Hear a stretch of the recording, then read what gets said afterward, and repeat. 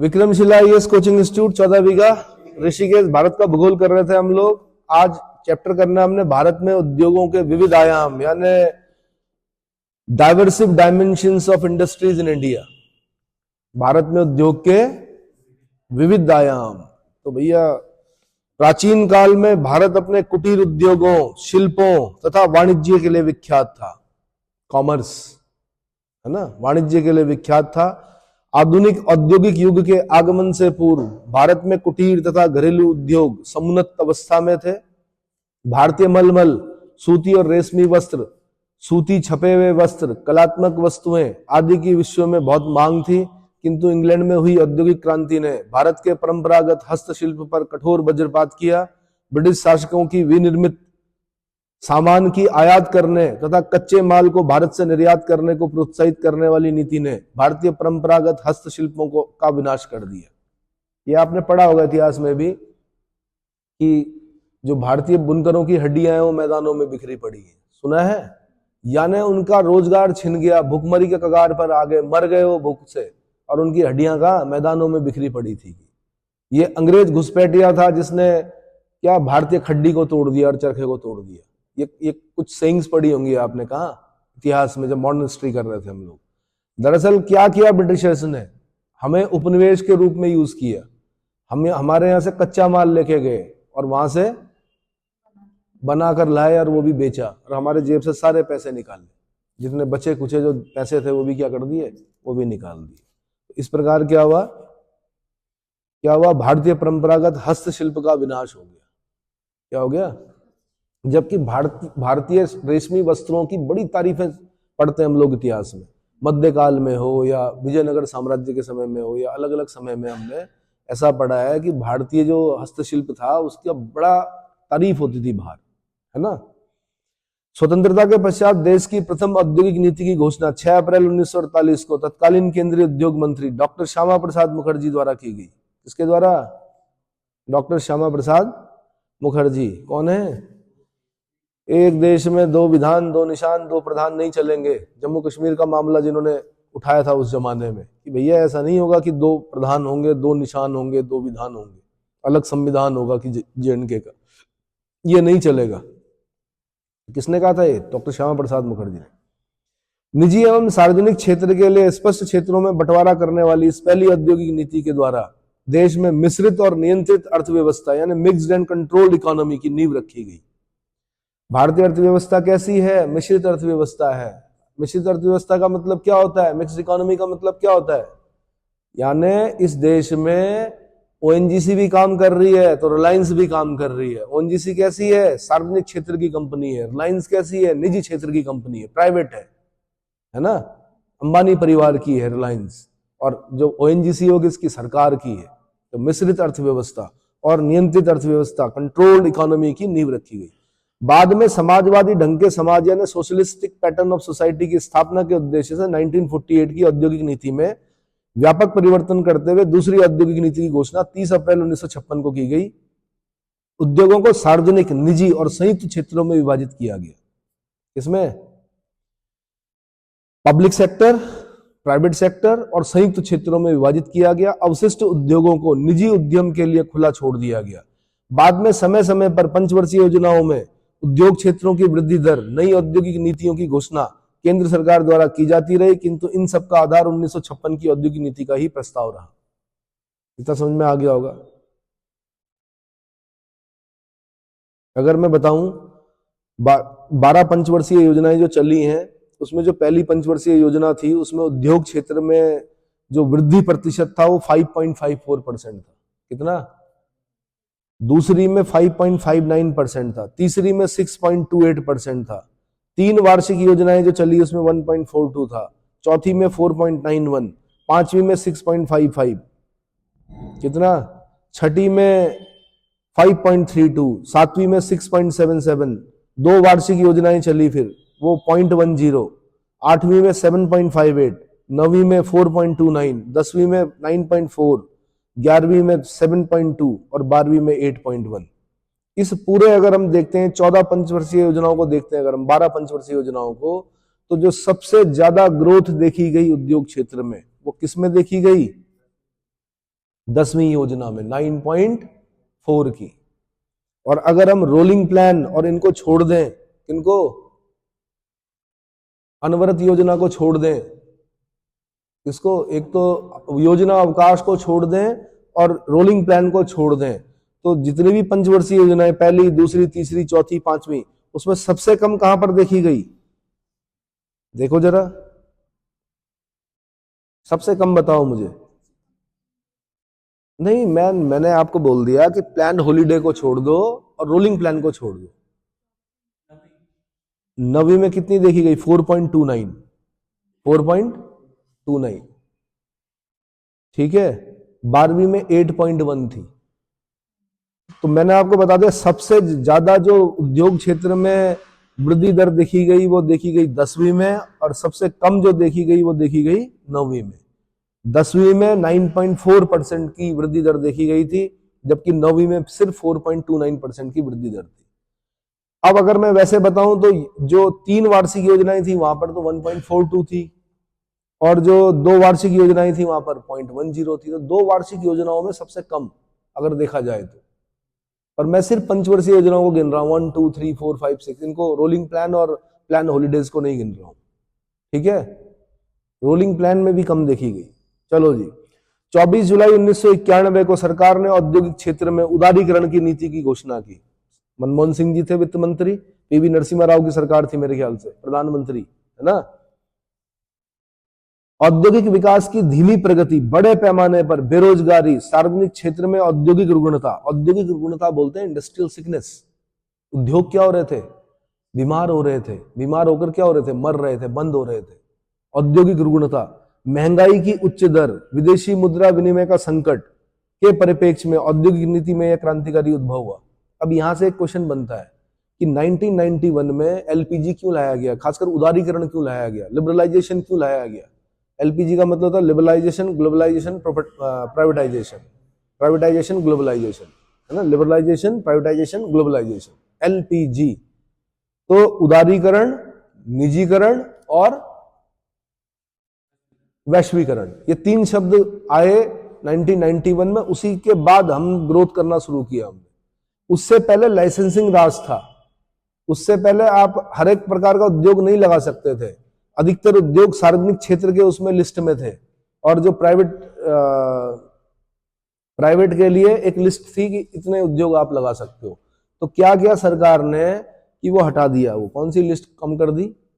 सार्वजनिक क्षेत्र वाली। उन्होंने कहा खास खास रखो अपने पास, बाकी खोलो, बाकी प्राइवेट के लिए खोलो, है ना। अब जैसे आयुध है, तो आयुध नहीं खोला इन्होंने, आयुध आज भी इनके पास है। किसके पास? आयुध मतलब ऑर्डिनेंस जो है वो सरकार के पास है। जो खतरनाक केमिकल्स हैं वो सरकार के पास है। नहीं आया समझ में? तो भाई कारण क्या थे 1991 में उदारीकरण लाने के लिए? तो नंबर 1, औद्योगिक विकास की जो प्रगति थी वो बहुत धीमी पड़ गई थी। नंबर 2, बेरोजगारी चरम पर थी। नंबर 2, बड़े पैमाने पर बेरोजगारी थी। नंबर 3, सार्वजनिक ऋण में, सार्वजनिक क्षेत्र में औद्योगिक रुग्णता आ गई थी, यानी इंडस्ट्रीज जो हो रही थी वो सिक हो रही थी। अगला जो था वो महंगाई की दर जो थी बहुत उच्च हो गई थी। महंगाई की दर क्या उच्च थी। और फिर एक और विदेशी मुद्रा का संकट, मुद्रा विनिमय का संकट उत्पन्न हो गया था। हमारे पास जो फॉरेन रिजर्व था कुछ ही महीनों के लिए, कुछ ही दिनों के लिए बचा हुआ था। इसलिए हमको क्या लाना पड़ा? उदारीकरण लाना पड़ा। अभी भी जो स्थिति है वो बहुत अच्छी नहीं है। अगर हर जगह पर लोक सेवा आयोगों के आगे अगर बेरोजगार क्या कर रहा, धरना दे रहा, लाठियां खा रहा है, तो इसका मतलब बेरोजगारी इतनी ज्यादा है। अगर उत्तराखंड के पिथौरागढ़ में भर्ती में इतने हजार, इतने कितने पहुंच गए थे बच्चे, ये क्या दिखा रहा है? क्या इंडिकेट कर रहा है? बेरोजगारी को इंडिकेट कर रहा है। क्या इंडिकेट कर रहा है? कि भैया जनसंख्या बढ़ गई है, उस अनुपात में रोजगार नहीं बढ़ा है। स्किल्ड कई तरह के प्रोग्राम चले, लेकिन स्किल्ड नहीं हुआ है अभी भी युवा, अपना उद्योग नहीं लगा रहा है, अभी भी डर रहा है क्या करने में? उद्योग लगाने में। चाहे लघु उद्योग हो, कॉटन इंडस्ट्री हो, वो लगाने में भी डर रहा है। उसको ऐसा लग रहा है कहीं बंद ना हो जाए, कहां से दूंगा पैसे? नहीं आया समझ में? या फिर उसकी एजुकेशन इस प्रकार की नहीं है कि उसके अंदर एक कॉन्फिडेंस आया कि मैं कर लूंगा, और मेरा प्रोडक्ट क्या होगा, विदेशों में भी मांग होगी और देश में भी मांग होगी। नहीं आया समझ में? है ना। तो भारत में उद्योग क्यों नहीं लगाते हैं लोग? क्योंकि ऋण लेने से डरते हैं, नंबर एक। रिस्क लेने से डरते हैं। किससे?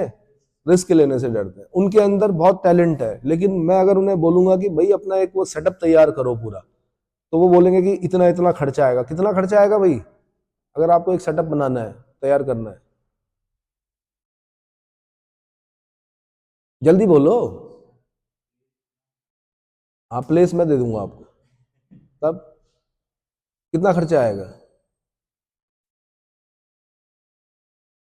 अरे यार 10-1 लाख का खर्चा आएगा कम से कम पूरा सेटअप बनाने में, है ना? वरना आपको देख के कोई नहीं बोलेगा कि आप क्या डेवलपर हो।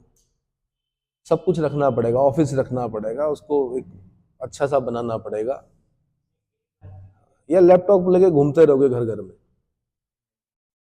वही बोल रहा हूं मैं। चलिए, तो लेकिन क्या डर है कि पिताजी से लेता हूं तो कहीं ऐसा ना हो पैसा डूब जाए, बैंक से लेता हूं तो कहीं ऐसा ना हो कि कर्जा वापस ना कर पाऊं और फिर क्या हो जाऊं। तो ये जो रिस्क लेने की क्षमता की कमी है, इसी कारण हम लोग उद्योग नहीं लगा पाते। समझ में आ गया? चलो,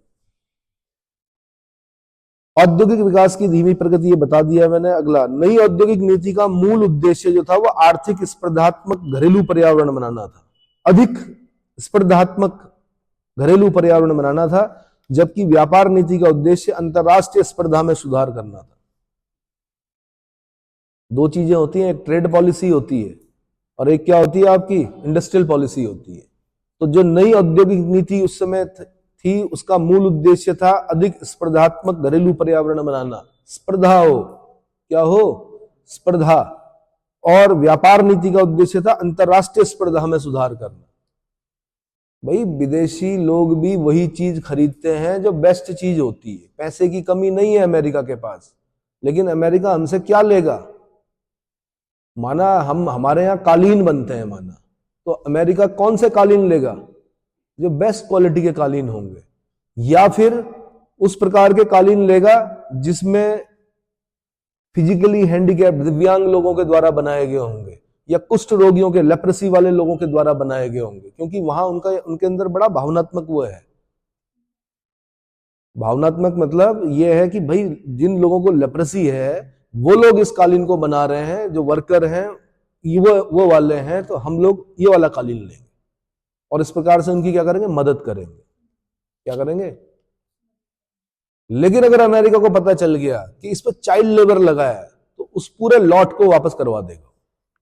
क्या करवा देगा? ये बोल के नहीं आया समझ में? चाइल्ड लेबर का विरोध करता है।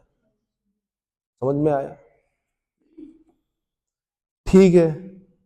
तभी से भारतीय अर्थव्यवस्था ने अपने घर विदेशी तथा देशी निजी निवेशकों के लिए खोल दिए। किसके लिए?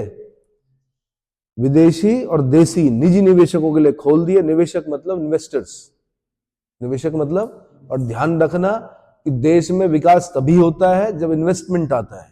क्या होता है? Foreign direct investment. सुन रहे होंगे आप, कुछ लोग बोलते हैं कि मोदी जी कहीं चेयर पे बैठे और उन्होंने अपनी बेल्ट ढूंढी, सीट बेल्ट, यानी इतनी विदेश यात्राएं की थी उन्होंने अपने प्रारंभिक कार्यकाल में। वो दिख रहा है, इसलिए करनी पड़ती है प्रधानमंत्री को, क्योंकि अलग अलग देशों के साथ जब अच्छे संबंध होंगे, निवेशकों को आमंत्रित किया जाता है। क्या किया जाता है? वो अपने देश की क्या गाथा गाते हैं वहां पर कि मैंने नहीं बोलते, हमारी सरकार ने ऐसा कर दिया, वैसा कर दिया, है ना।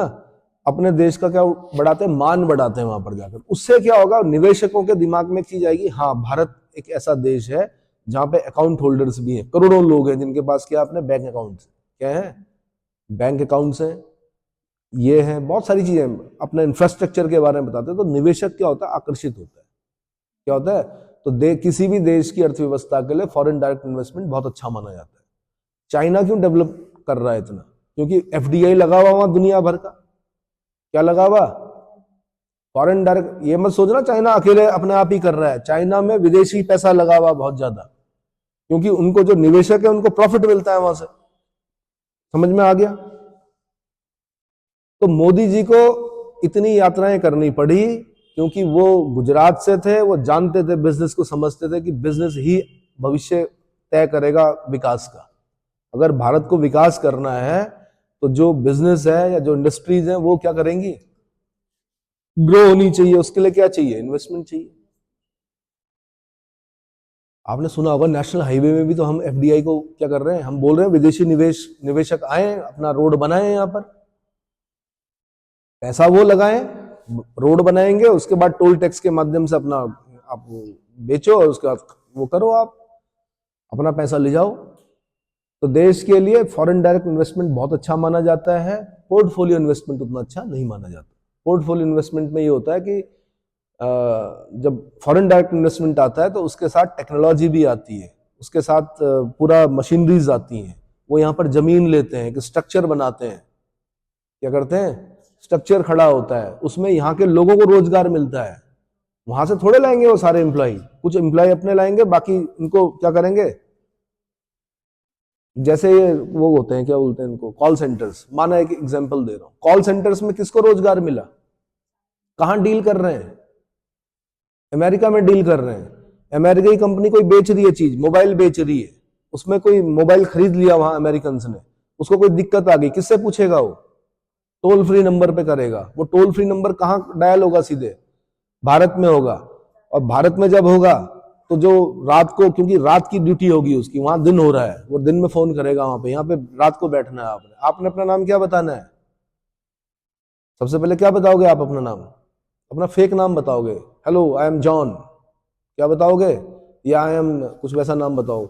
बालिकाओं के नाम क्या होते हैं, Michelle, Michelle, my name is Michelle, how can I help you, यही तो बोलोगे। वो बोलेगा जी ऐसा ऐसा प्रॉब्लम है, फिर आप बोलोगे कि ऐसे जाइए, ये कीजिए, वो कीजिए। पैसा, मतलब एक तरह से यहाँ के लोगों को भी तो पता चला कि जो क्वेरीज होती हैं, खाली ये नहीं कि सामान बेच दिया और हो गया खत्म, कहानी खत्म।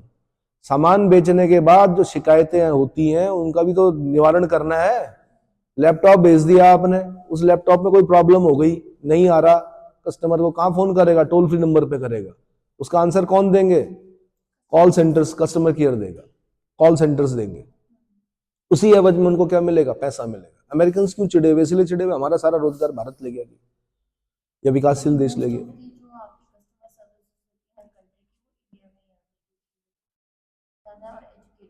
एजुकेटेड लोग हैं, ठीक है। दूसरी चीज ये है कि इंडस्ट्रीज आती है, माना तो कोई इंडस्ट्री आएगी, माना या कार बनाने की कोई फैक्ट्री आ गई, कोई हुंडई ले लो, कोई बाहर की कंपनी लो, जैसे कोई किया बाहर की है, कहाँ की है, चलो जहां की भी है, मना आ गई, तो उसने उसे कई 2000 3000 4000 एकड़ जमीन क्या लेगी, वो पट्टे पर लेगी, उसका तो अपना इंफ्रास्ट्रक्चर खड़ी करेगी, उसके बाद वो अपनी टेक्नोलॉजी बताएगी यहाँ पर।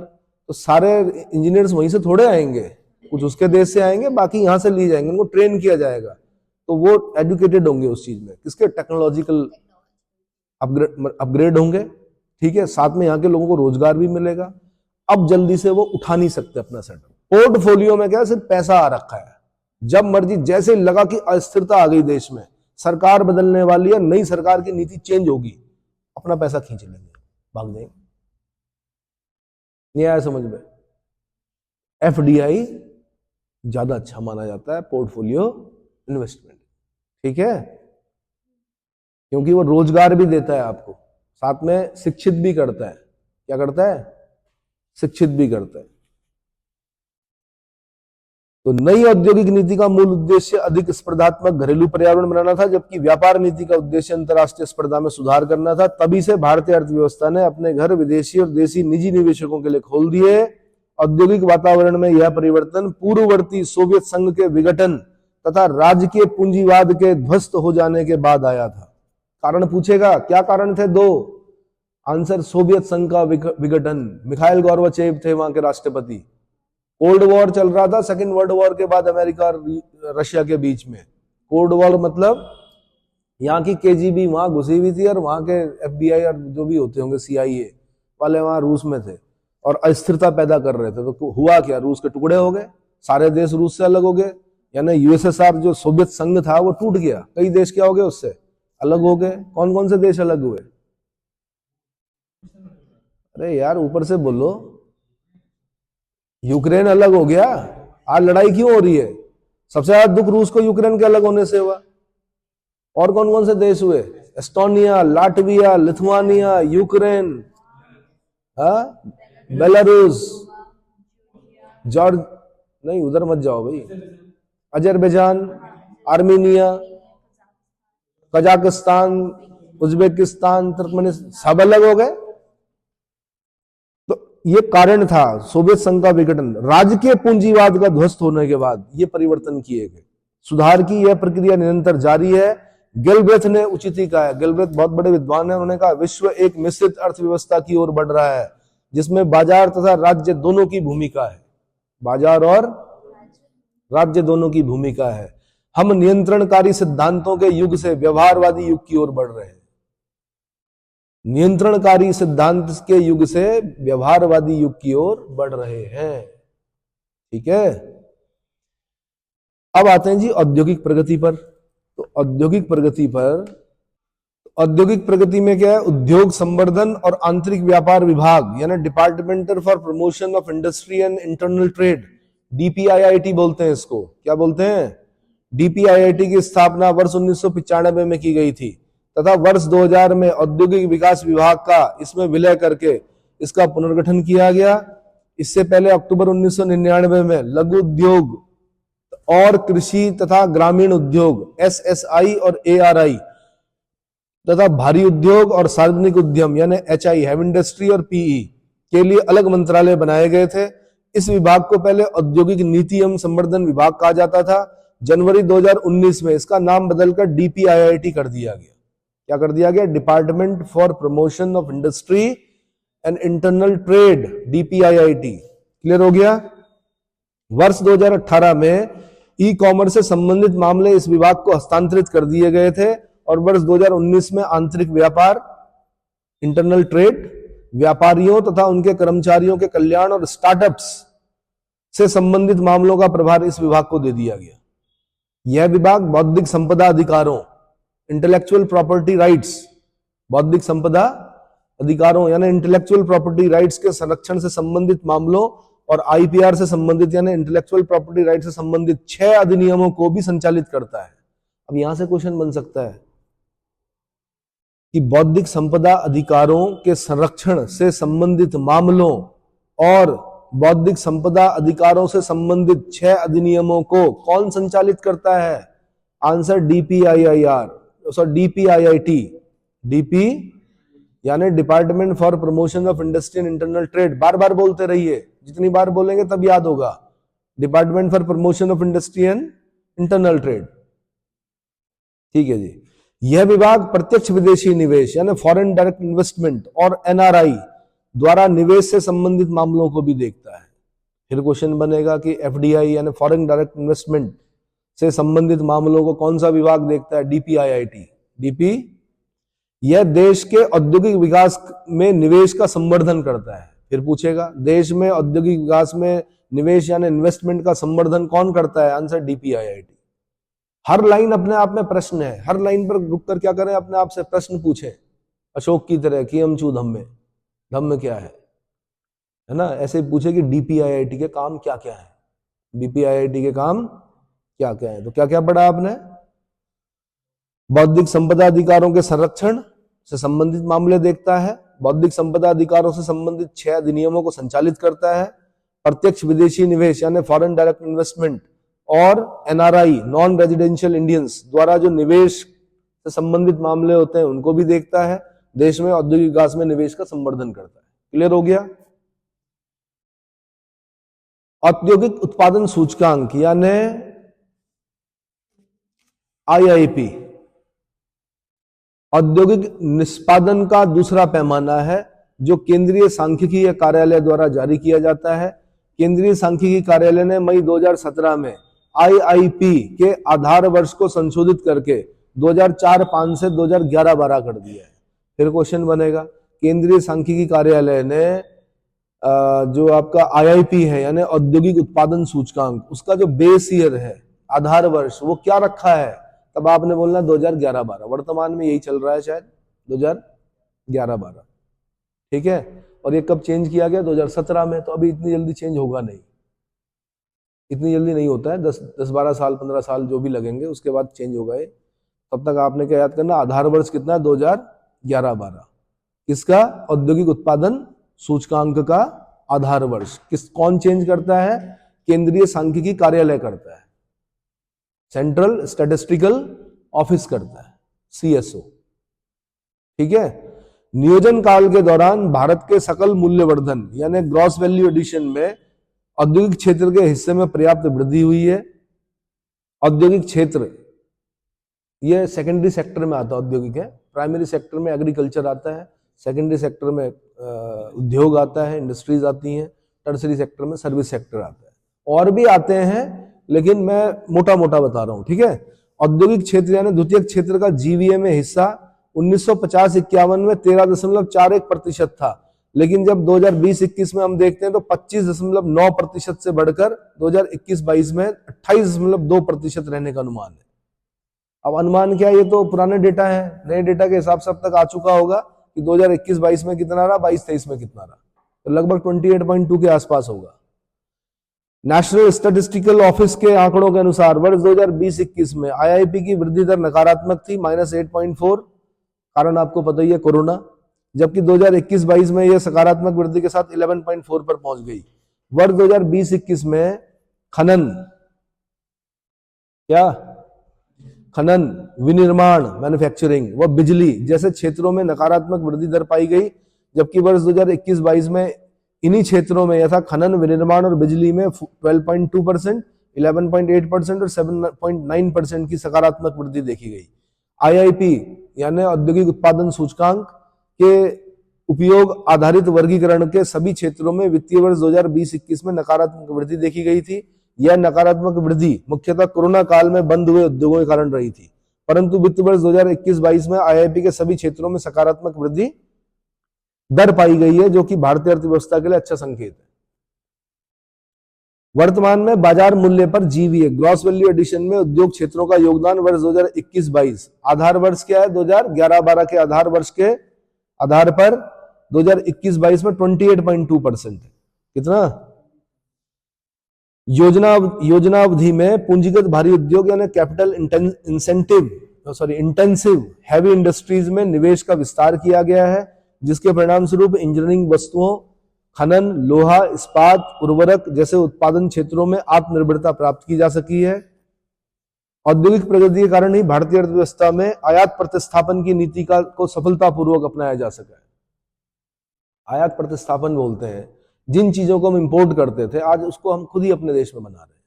आयात है ना, आयात प्रतिस्थापन की नीति का सफलतापूर्वक अपनाया जा चुका है। भारत के निर्यातों में गैर परंपरागत वस्तुओं, विशेषकर इंजीनियरिंग वस्तुओं का निर्यात तेजी से बढ़ रहा है, जिसके परिणाम स्वरूप देश के प्रतिकूल भुगतान संतुलन यानी बैलेंस ऑफ पेमेंट, प्रतिकूल भुगतान संतुलन को पक्ष में करने में सहायता मिली है। ऐसा होता है भुगतान संतुलन का मतलब, जैसे माना चाइना और भारत की बात करूं मैं, तो चाइना हमको 100 रुपए की चीज बेच रहा है और खुद हमसे कितने की चीज ले रहा है, 20-30 रुपए की चीज ले रहा है, तो भुगतान संतुलन गड़बड़ा गया। क्या हो गया? 70 रुपए का डिफरेंस आ रहा है 30 रुपए और 100 रुपए में, यानी 70 रुपए जो है हमारे फायदा कब होता है कि 100 रुपए की चीज वो बेचे, 100 रुपए की हम बेचें उसको, तो बराबर हो गया। फायदा कब होगा? जब हम उसको 120 रुपए, 30 रुपए, 40 रुपए, 50 रुपए की चीज बेचे, वो हमें 100 रुपए की चीज बेचे, यानी उसका जो धन है वो कहां आएगा? 100 में तो बराबर हो गया कट। जैसे आप लोग करते हो आपस में, मैंने कल तुझे नमकीन खिलाई थी, आज तूने बिस्कुट खिला दिया, कट हो गया, अभी हिसाब बराबर। फायदे में कब रहोगे? जब आपको चाट खिलाए, है ना। अब सलाइवरी ग्लैंड सबकी सक्रिय हो गई चाट सुनते, नहीं हुई किसी, अब नॉर्मल हो, फिर नॉर्मल लोगों की सक्रिय होनी चाहिए एकदम से। हाँ हो गई चाट गोलगप्पे, कुछ नहीं भाई, पढ़ते हुए तो होना चाहिए। हो सकता है आप मौन हैं इसलिए नहीं हो रहा हो। अचार, कोई फर्क नहीं पड़ता, पाषाण हो चुके हो भाई, फिर पढ़ते पढ़ते पाषाण हृदय मत बनना। पाषाण हृदय मतलब, हाँ पाषाण मतलब पत्थर ही होता है। मधुरता यदि कंठ में ना होती तो शब्द विस्वाण बन गया होता। शब्द जो है ना, उनको भी फेंकने के तरीके होते हैं, बोलने के, फेंकने के, कुछ लोग फेंकते हैं। शब्द विस्वाण बन गया। मधुरता यदि कंठ में ना होती, कंठ में अगर मधुरता नहीं होती तो शब्द विस्वाण बन गया होता। याचना यदि भक्त में ना होती तो भक्त भगवान बन गया होता। और वासना यदि प्रेम में ना होती तो प्रेम वरदान बन गया होता। समझ में आया? ठीक। ये तीन चीजें जो है वो गड़बड़ हैं, जो कि क्या करती है, खराब कर देती है। किसको? किसको? नहीं समझ में आया? मालिक है, कैसे समझाऊं, कैसे समझाऊं? ये नाजुक सा फसाना तुमको, ये वो मंजर है जो महसूस हुआ करता है। मैंने कहा अगर कंठ में मधुरता नहीं होती ना तो शब्द विस्माण बन गया होता। ये समझ में आ गया? शब्द ही तो है।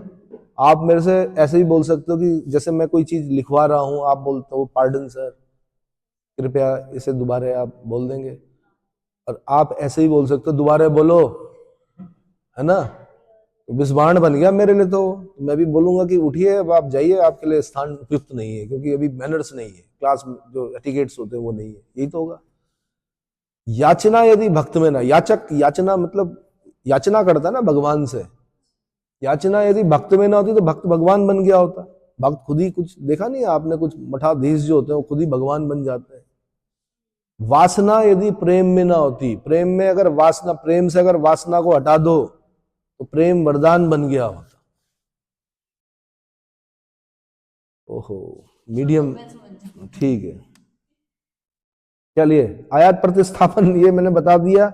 देश के प्रतिकूल भुगतान संतुलन को पक्ष में करने में सहायता मिलेगी, ये बता दिया। औद्योगिक क्षेत्र में तकनीकी एवं प्रबंधकीय सेवा का विस्तार हुआ। इंडस्ट्रियल जो सेक्टर है उसमें तकनीकी है ना टेक्नोलॉजी, प्रबंधकीय है ना मैनेजमेंट, प्रबंधकीय सेवा का विस्तार हुआ, जिससे न केवल औद्योगिक विस्तार को गति मिली है बल्कि विदेशी मुद्रा को भी बचाया जा सका। आज हमारा फॉरेन एक्सचेंज देख लो आप कितना है, विदेशी मुद्रा भंडार कितना है, बहुत अच्छा है, विदेशी मुद्रा भंडार अच्छा है। योजना अवधि में औद्योगिक विकास के साथ साथ औद्योगिक संरचना में विविधता एवं आधुनिकीकरण देखने को मिलता है। औद्योगिक संरचना में विविधता एवं आधुनिकीकरण देखने को मिलता है। आपने कुछ देखा होगा, कील फैक्ट्री देखी होगी आपने, वही प्राचीन पुराने ढर्रे पर चल रही है।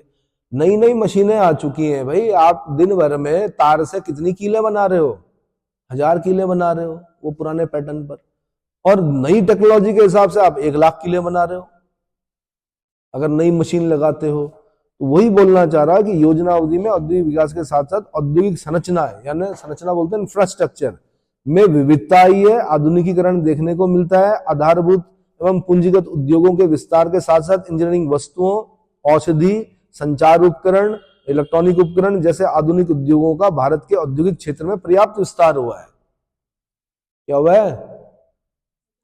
जिसके परिणाम स्वरूप भारत के विदेशी व्यापार की संरचना भी अनुकूल हुई है। योजना अवधि में हुए औद्योगिक विकास के कारण ही अब भारत में विनिर्मित वस्तुओं का आयात न होकर कच्चे माल एवं पूंजीगत पदार्थों का निर्यात होने लगा है। कच्चे माल एवं पूंजीगत पदार्थों का निर्यात होने लगा है। मोस्पी, MOSPI, बड़ा इंपॉर्टेंट, के नवीनतम आंकड़ों के अनुसार वर्ष 2021-22 में भारत के निर्यात में वृद्धि दर 36.7% रही, जबकि वर्ष 2020-21 में ये -1.3% थी। 1 अप्रैल 2015 को घोषित भारत की नई विदेश व्यापार नीति, इसको ध्यान रखना, भी जरा इस डेट को याद कर लेना। 1 अप्रैल 2015 को घोषित भारत की नई विदेश व्यापार, डेट याद करनी पड़ेगी, भारत की नई विदेश व्यापार नीति का उद्देश्य 2019-20 तक भारत के निर्यात में $900 बिलियन तक, अब इसको 2023 तक कर दिया है, $900 बिलियन तक, तथा वैश्विक निर्यात में भारत की हिस्सेदारी वर्तमान 1.7% से बढ़ाकर 3.5% तक करना था। अब खुद सोचो ना, जब हम एक्सपोर्ट करेंगे, आज हमारा पूरे वर्ल्ड में जो हमारा हिस्सेदारी है निर्यात की, एक्सपोर्ट जो हम करते हैं, वो सिर्फ 1.7% थी। कितनी? और उसको कितना करना? 17 दूनी 34, यानी डबल से 0.1 ज्यादा, 3.5% करना है। कितना? तो पहले तो बोला था 2019-20, अब बोल रहे हैं 2023, अब 23 भी चला गया, अब 24-25, अब भगवान जाने कहां तक करते हैं, क्योंकि मिला नहीं अभी, क्या वो नहीं, डेटा नहीं, वो टारगेट नहीं अचीव हो पाया अभी तक। 2020 में भारत विश्व का 21वां अग्रणी पण्य निर्यातक 1.6%, और 14वां अग्रणी पण्य आयातक यानी 2.1% देश बन गया था। वर्तमान में अमेरिका भारत का सबसे बड़ा व्यापारिक साझेदारी देश बन गया है। वर्ष 2021 तक विश्व व्यापार में भारत के हिस्सेदारी का लक्ष्य 2 गुना रखा गया था। अमेरिका तभी तो धमकी दे रहा है, हम उसके डॉलर को खत्म करने की तरफ जा रहे हैं। हम ब्रिक्स देश जो हैं, हम अपना क्या कर रहे हैं, करेंसी निकाल रहे हैं। अमेरिका चिढ़ गया, अमेरिका ने कहा 100% टैरिफ लगा दूंगा, ट्रम्प है वो, तुम्हारे माल पे 100% टैरिफ लगा दूंगा। 100% 100 रुपए की चीज होगी, 100 रुपए उसमें 200 रुपए का हो जाएगा, कौन खरीदेगा उसको? धमकी दे रहा है अमेरिका। लेकिन अमेरिका के भी अपने हित टकराते हैं भारत के साथ, ऐसे भी नहीं कर सकता। हम तो सॉवरेन है ना, संप्रभु है ना, हम किसी के अंडर में थोड़े आएंगे, किसी के दबाव में थोड़े आएंगे। अगर ब्रिक्स देश नई मुद्रा लाना चाह रही है तो ठीक, वैसे भी बहुत समय हो गया भाई, चेंज होना चाहिए। डॉलर का कब तक तानाशाही रहेगी? नहीं आया समझ में? जब हम उसको देखते हैं, एसडीआर भी तो आया, स्पेशल ड्राइंग राइट्स, जो किसमें, इंटरनेशनल मॉनिटरी फंड ने भी तो एसडीआर किया। पहले वो डॉलर में ही होता था, कुछ मुद्राओं में होता था कुछ देश की, आज एसडीआर है, उनका अपनी मुद्रा है, पत्र मुद्रा बोलते हैं उसको। एसडीआर स्पेशल ड्राइंग राइट्स, विशेष आहरण अधिकार। इंटरनेशनल मॉनिटरी फंड में आप अब डॉलर में नहीं गिनते हो, अब क्या बोलते हो, एसडीआर, स्पेशल ड्राइंग राइट्स, विशेष आहरण अधिकार। ठीक है। अब ब्रिक्स क्या हो गया? ब्रिक्स में ब्राजील भी हो गया, रशिया भी हो गया, इंडिया भी हो गया, चाइना भी हो गया, साउथ अफ्रीका भी हो गया। यही तो है बड़े बड़े देश। ये अगर अपनी एक मुद्रा निकाल दें और अपनी मुद्रा में व्यापार करें बजाय डॉलर के, तो बहुत फायदा होगा। हमें उतने फॉरेन रिजर्व रखने की जरूरत नहीं पड़ेगी। नहीं आया समझ में? चलो जी, तो सबसे बड़ा कौन है भाई भागीदार? अमेरिका है अभी। और हम 21वें नंबर पे आते हैं निर्यातक में, और क्या बोलते हैं, इंपोर्ट करने में हम 14वें नंबर के हैं, इंपोर्टर। देखा भी होगा, फैशन भी है इस देश में, इंपोर्टेड है कि मेरे पास इंपोर्टेड कार है, इंपोर्टेड परफ्यूम है, इंपोर्टेड क्या क्या बोलते हैं भाई बालिकाएं, क्या बोलती हैं, इंपोर्टेड पर्स, रेटिक्यूल, लेडीज पर्स, और क्या क्या होता है, इंपोर्टेड अम्ब्रेला है, इंपोर्टेड पैंट है, इंपोर्टेड जूता है, बोलते हैं, बड़ा खुश होते हैं लोग। आप क्या कर रहे हो? और फिर प्रधानमंत्री बोल भी रहे हैं आपको कि लोकल को वोकल, क्या करो, लोकल को वोकल। अब आप कह रहे हैं उसके बाद क्वालिटी नहीं है उस जूते की कि वो सोल बनाए। अरे भैया, जब आप खरीदोगे, 50 लोग जाओगे, वो क्वालिटी देगा, क्या करेगा? जब महीने भर में एक ही आदमी जाएगा तो कैसे बनाएगा वो? नहीं आया समझ में? ये चीजें हैं। कुछ क्वेश्चन पूछ लेता हूं मैं। सार्वजनिक क्षेत्र के लिए आरक्षित उद्योगों की संख्या कितनी है? 2 रह गई है अब। कितनी? पहले बहुत ज्यादा थी भाई, ये लिस्ट बहुत लंबी थी। मैंने आपको बताया ना, सरकार ने अपने हाथ में रखे मेन उद्योग, क्या किए, और प्राइवेट को कहा कि तुम ये फालतू के जो हैं वो उन पे काम करो।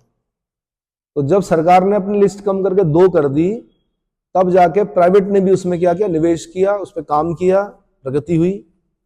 अच्छा, सूक्ष्म एवं लघु उद्योगों का कुल जीवीए में हिस्सा कितना है? सूक्ष्म और लघु उद्योग क्या बोलते हैं इनको? एमएसएमई। एमएसएमई का कुल जीवीए में हिस्सा कितना है? 33.808%। कितना? 2019-20 में था ये। भले ही क्या है, वो नाम है उनका लघु, सूक्ष्म और लघु उद्योग। ये भी ध्यान रखना कि सूक्ष्म और लघु उद्योग सबसे ज्यादा रोजगार देता है, हैवी इंडस्ट्री नहीं देती है आपको। कौन देते हैं? सूक्ष्म और लघु उद्योग में प्रत्यक्ष और अप्रत्यक्ष रूप से बहुत बड़ी संख्या में लोगों को रोजगार मिलता है। एक चीज ये, एक समस्या यह है कि सूक्ष्म और लघु उद्योग कैश पर काम करता है। किस पर? क्योंकि सूक्ष्म है, लघु है, वो उस पर काम नहीं कर सकते, क्या उधार पे काम नहीं कर सकते। तो जब डीमोनेटाइजेशन हुआ तो सबसे ज्यादा बुरी हालत जो हुई वो किसकी हुई? एमएसएमई की हुई। किसकी हुई? Micro small and micro, MSME, micro small and medium enterprises की हुई। तो जब हो गई तो सरकार को फिर समझ में आया कि भैया ये तो गड़बड़ हो गया, तो सरकार ने फिर दरवाजे खोले उनके लिए लोन के। बैंकों ने कहा हम लोन क्यों दें जी, हम तो घाटे में चले जाएंगे। सरकार ने फिर एक फंड बनाया कि अगर आपका लोन क्या होता है, अरे यार फिर लोन अगर डूबता है, खराब होता है, किसी एमएसएमई को आपने दे दिया, माना ये 4 लोग एमएसएमई वाले, मैं बैंक हूं, मैंने आप चारों को दे दिया, 2 ने डुबा दिया, 2 ने क्या कर दिया, तो कहां से आएगा पैसा? तो सरकार ने एक कोष बनाया अलग से, उन्होंने कहा कि आप दो, अगर डूबा तो हम इस कोष से देंगे, आपकी भरपाई करेंगे। नहीं आया समझ में? तब दिया गया एमएसएमई को। क्या? क्योंकि सरकार भी जानती है कि अगर एमएसएमई बर्बाद हो गई तो देश बर्बाद हो जाएगा भाई। 33.08% जो है वो तो जीवीए में है इसका हिस्सा, साथ में इतनी बड़ी संख्या में लोगों को रोजगार दे रहा है, तो एमएसएमई पर बड़ा फोकस करती है सरकार। समझ में आया? अगला, अनिवार्य लाइसेंस की परिधि में रखे गए उद्योगों की संख्या 4, जबकि 1991 में 18 थी, धीरे धीरे कम कम कम करके क्या कर दिया, 4 कर दिया। 91 में भी 18 थी, उससे पहले और ज्यादा थी। इसीलिए मैं बोल रहा हूं लाइसेंसिंग राज था। लाइसेंसिंग इंस्पेक्टर क्या करप्शन करते थे, लाइसेंस नहीं देते थे, 1000 जगह से एनओसी लानी पड़ती थी, no objection certificate, no objection certificate, industry खोलने के लिए भी और बंद करने के लिए भी। फिर सरकार आई मोदी जी की, उन्होंने सिंगल विंडो कर दिया। उन्होंने कहा इतनी जगह कहां जाएगा आदमी, कि एनवायरमेंटलिस्ट से अलग एनओसी लेके आए, एनवायरमेंट डिपार्टमेंट से, फॉरेस्ट डिपार्टमेंट से अलग लेके आए, है ना, अलग अलग चीजों का इफेक्ट पड़ता है ना। कहां से लाएगा? तो सिंगल विंडो, एक जगह से मिलेगी परमिशन। कहां से? विभिन्न मंत्रालयों को क्या कर दिया गया, उससे अटैच कर दिया गया, बोला यहां से आप परमिशन लो, यहां से अगर ओके हो गया आपका तो इसका मतलब आप इंडस्ट्री खोल सकते हो। उम्मीद है समझ में आ गया होगा। अनिवार्य लाइसेंस की परिधि में रखे गए उद्योगों की संख्या कितनी है? 4। 1991 में कितनी थी? 18। ठीक है। जीवीए में औद्योगिक क्षेत्र का अंश कितना है? 28.2%। ग्रॉस वैल्यू एडिशन जो होता है, पहले हम जीडीपी बोलते थे, क्या बोलते थे? जीडीपी, अब हम बोलते हैं जीवीए। ग्रॉस वैल्यू एडिशन में औद्योगिक क्षेत्र का अंश कितना था? 28.2%। थोक मूल्य सूचकांक, होलसेल प्राइस इंडेक्स बोलते हैं इसको, WPI, क्या बोलते हैं? होलसेल प्राइस इंडेक्स का आधार वर्ष क्या है? 2011-12। क्या है? औद्योगिक उत्पादन सूचकांक का आधार वर्ष क्या है? 2011-12। औद्योगिक उत्पादन सूचकांक का आधार वर्ष भी कितना है? 2011-12। औद्योगिक श्रमिकों के लिए अखिल भारतीय उपभोक्ता मूल्य सूचकांक का आधार वर्ष क्या? 2016। कंज्यूमर प्राइस इंडेक्स बोलते हैं इसको। किसको? देखो भाई, ये इकोनॉमिक्स में पढ़ेंगे, अब यहाँ पे मत मेरे को बोलना कि ये क्लियर नहीं कर रहे हैं। ये इकोनॉमिक्स में पहले पढ़ा चुका हूं, उसमें बता चुका हूं, दोबारा जब चलेगी फिर बताऊंगा। फिलहाल इतना याद कीजिए, कंज्यूमर प्राइस इंडेक्स, जिसको कि उपभोक्ता मूल्य सूचकांक बोलते हैं, उसका आधार वर्ष बेस ईयर कितना है? 2016। इतने में काम चल जाएगा फिलहाल। और अगर मैं बोल रहा हूं कि थोक मूल्य सूचकांक, तो होलसेल प्राइस इंडेक्स पूछ रहा हूं मैं, वो है 2011-12। ऐसे ही औद्योगिक उत्पादन सूचकांक IIP का आधार वर्ष क्या है? वह है 2011-12। ये 3 आधार वर्ष याद कर लीजिए। ठीक है। भारत में प्रथम ट्रेड पॉइंट की स्थापना कहां पर की गई? नई दिल्ली में 1994 में। महारत्न कंपनियों की संख्या कितनी हो गई है भाई? 12 ही है अभी, है? देख लो, ये बढ़ती रहती हैं।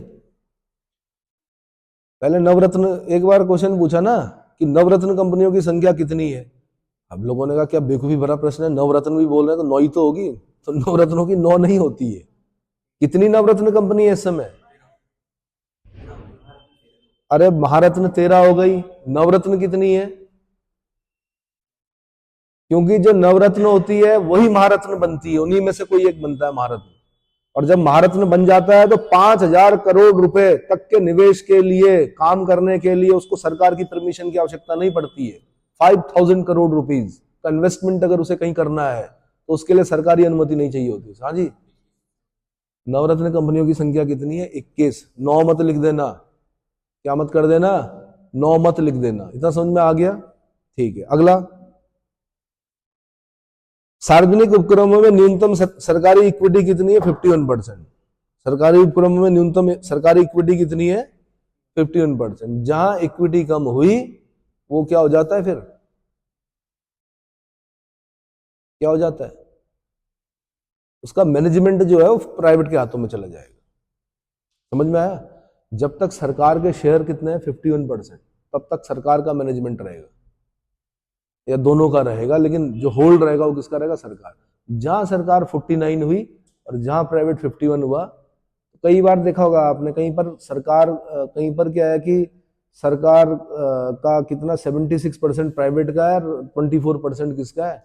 सरकार का। तो सरकार का कुछ नहीं होता, उसमें खाली पूंजी होती है, चलती नहीं है। फिर किसका चलेगा? फिर प्राइवेट अपने हिसाब से काम करता है। समझ में आया?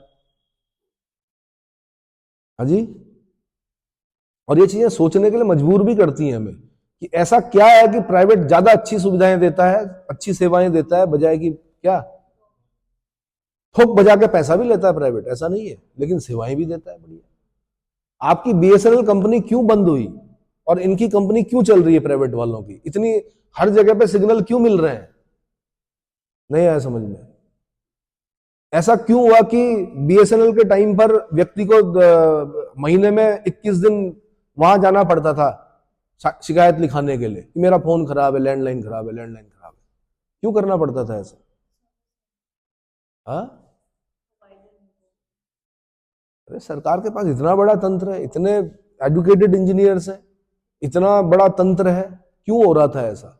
यही चीजें सोचने के लिए मजबूर करती है। तब हम बोलते हैं कि प्राइवेटाइज कर दो इस चीज को, है ना? जब आपने सुना होगा कि रेल को प्राइवेटाइज कर रहे हैं, बीमा को प्राइवेटाइज कर रहे हैं, तो सुविधाएं चाहिए, प्राइवेट हॉस्पिटल्स, गवर्नमेंट हॉस्पिटल्स।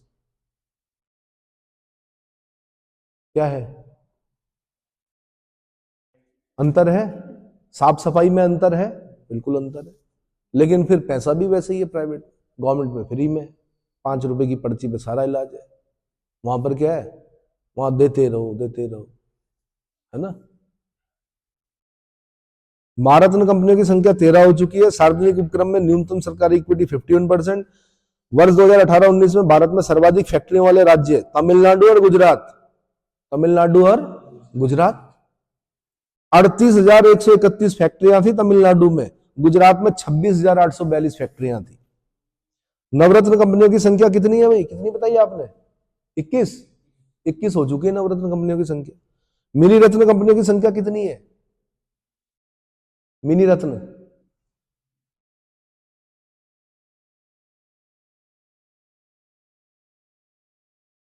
बताइए। हाँ, 75 हो चुकी है, जबकि 2022 में कितनी थी? 74 थी। समझ में आ गया? अधिसूचित एसईजेड की दृष्टि से प्रथम स्थान Telangana, special economic zones. SEZ किनको बोलते हैं? Special economic zones. तथा दूसरा स्थान तमिलनाडु 53। एसईजेड कहां है सबसे ज्यादा? तेलंगाना में। उसके बाद कहां है? तमिलनाडु में। 22 नवंबर 2022 जो सोर्स है वो ministry of commerce and industry तक स्वीकृति प्राप्त विशेष आर्थिक क्षेत्र यानी स्पेशल इकोनॉमिक जोन की स्थिति कैसी थी? औपचारिक स्वीकृति प्राप्त 424, सैद्धांतिक स्वीकृति प्राप्त 35, अधिसूचित कितनी? 357। निर्यात एसईजेड केंद्र सरकार प्लस राज्य सरकार निजी एसईजेड अधिनियम के तहत प्लस अधिसूचित 376।